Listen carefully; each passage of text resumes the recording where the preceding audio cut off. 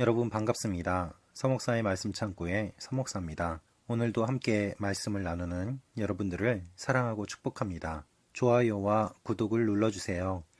여러분과 함께 더 많은 말씀들을 나누기 원합니다. 오늘은 마태복음 6장 16절에서 24절 말씀입니다. 오늘 말씀도 예수님께서는 하나님 앞에서 그리고 사람들 앞에서 살아가는 모습들에 대해 말씀하고 계십니다. 특별히 오늘은 땅과 하늘에 관한 것을 말씀하고 계십니다. 땅과 하늘에 관한 것, 그 중에 물질을 주님께서 말씀하시면서 이 땅에 보물을 쌓아두지 말고 하늘에 쌓아둘 것을 말씀하십니다. 오늘 이 말씀을 통하여서 주님께서 우리에게 주시는 마음을 함께 묵상하기 원합니다. 16절, 17절, 18절 말씀입니다. 너희는 금식할 때 위선자들처럼 침울한 표정을 짓지 말라. 그들은 자신들이 금식하는 것을 사람들에게 보이려고 침울한 표정을 짓는다. 내가 진실로 너희에게 말한다. 그런 사람들은 이미 자기 상을 다 받았다. 너는 금식할 때 머리에 기름을 바르고 얼굴을 씻어라. 그래서 내가 금식하는 것을 사람에게 보이지 말고 은밀하게 계셔서 보시는 내 아버지께만 보이도록 하여라. 그리하면 은밀하게 계셔서 보시는 내 아버지께서 내게 갚아주실 것이다. 예수님께서는 위선자들이 금식할 때 위선을 보인다라고 말씀하십니다. 사실 이것은 사람들이 어느 정도 의심하고 또한 생각하고 있던 부분이었을 것입니다. 그러나 아무도 이야기를 쉽게 꺼내지 못하는 내용이었습니다. 왜냐하면 그들의 그 모습이 진실인지 위선인지 일반인들은 제대로 구별하지 못했기 때문입니다. 하나님 앞에서 어떠한 모습을 보이고 있는가 다른 사람들은 사실 잘 알 수 없습니다. 그래서 예수님께서는 그들을 면밀하게 관찰하셨고 또한 그들의 마음 깊은 곳까지 보셨기 때문에 이렇게 말씀을 하실 수 있었던 것입니다. 금식이 나쁘다는 것이 아닙니다. 금식의 의미가 왜곡된 것을 주님께서는 말씀하고 계십니다. 우리의 신앙생활에 왜곡되어 있는 모습들이 얼마나 많이 있습니까? 그러나 그것을 누구도 쉽게 이야기하지는 못합니다. 왜냐하면 비난을 받기도 하고 공격을 받기도 하고 또한 지금까지 아무도 이야기하지 않고 넘어갔는데 나 혼자 이야기한다면 그것은 그 무리에서 어떻게 보면 소외당할 수 있는 가능성을 많이 갖고 있기 때문입니다. 하지만 주님께서는 그것과는 별개로 진실된 하나님의 의미가 무엇인지를 알려주기를 원하셨습니다. 그래서 이렇게 담대하게 말씀하시는 것입니다. 하나님 앞에서 금식할 때에 진정한 금식이 되지 사람들에게 보이려고 금식하는 것은 아무런 소용이 없다는 것입니다.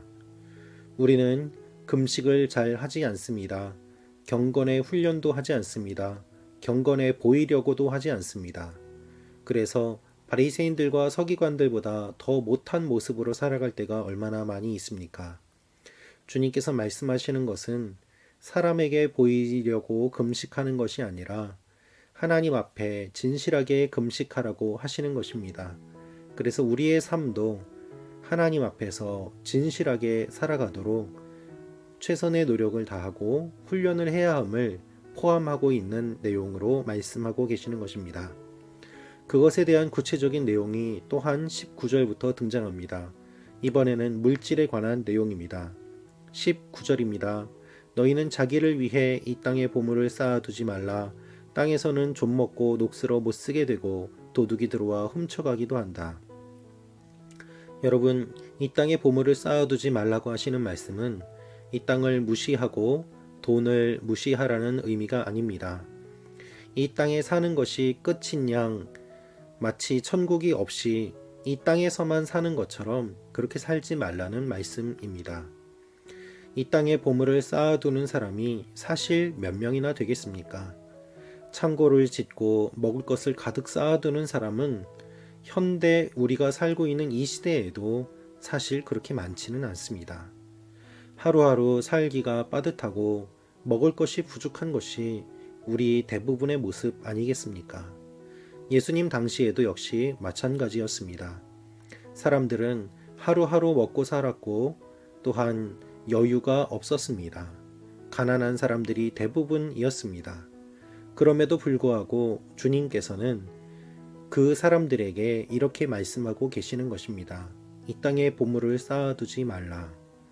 그것은 물질에 집착하는 그들의 모습, 그래서 힘들게 살아가는 하루하루 때문에 영원한 천국을 잊어버리고 사는 사람들에게 있어서 주님은 영원한 천국이 있음을 기억하고 이 땅의 것을 뛰어넘는 삶을 살라고 말씀하고 계시는 것입니다.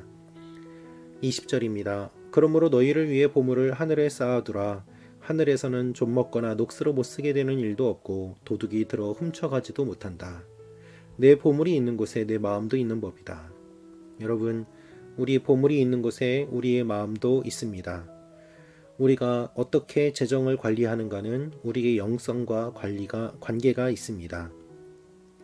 주님께서는 이렇게 말씀하십니다. 보물을 하늘에 쌓아두라고 말입니다. 이것은 단지 교회에 헌금을 많이 하라는 의미가 아닙니다. 그것이 아니라 하나님 앞에서 어려운 사람들을 돕고 주님께서 원하시는 모습대로 재물을 사용하며 이 재물을 주신 것이 하나님임을 고백하라는 것입니다. 내 힘으로 돈을 얻었다는 것이 아니라 하나님께서 주신 것으로 얻었다라는 믿음의 고백을 하는 것이 필요하다는 의미입니다. 주님께서는 이것과 함께 눈을 말씀하십니다. 22절부터 24절 말씀입니다. 눈은 온몸의 등불이다. 눈이 좋으면 온몸이 밝을 것이다. 그러나 눈이 나쁘면 온몸이 어두울 것이다. 그러므로 내 속에 있는 빛이 어두우면 그 어둠이 얼마나 심하겠느냐.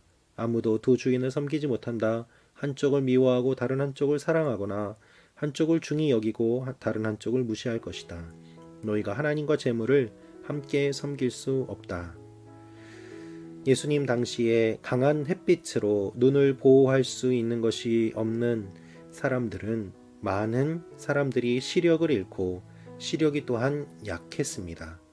그래서 예수님께서는 앞을 보지 못하는 사람들의 눈을 많이 고쳐주셨습니다. 이것은 육신의 눈을 고쳐주심과 동시에 또한 영혼의 눈에 대한 내용도 말씀하시는 것이었습니다. 예수님은 오늘 말씀하십니다. 이 땅의 것만 바라보면 재물만 쫓아갈 것이지만 하늘의 것을 바라보는 영적인 눈을 가지고 있으면 하늘 원리에 따라 살아갈 것이다 라는 것입니다. 주님의 이 말씀에 따라서 우리가 무엇을 바라보는지를 확인하고 주님께서 원하시는 것들을 따라가는 하루가 되기를 기도합니다. 기도하겠습니다. 주님, 우리가 위선자가 되지 않게 하여 주시고 이 땅의 것만을 붙잡고 살지 않게 하여 주옵소서. 하나님을 믿는다고 하지만 이 땅의 것을 붙잡아 그것에 집착하며 살아감으로 말미암아 오히려 맛을 잃은 소금처럼 변해간 우리의 모습들을 불쌍히 여겨 주시고 다시 한번 거룩과 순결과 하늘의 나라의 것들을 바라보며 살아가는 하나님의 사람들이 되게 하여 주옵소서. 예수님의 이름으로 기도합니다. 아멘.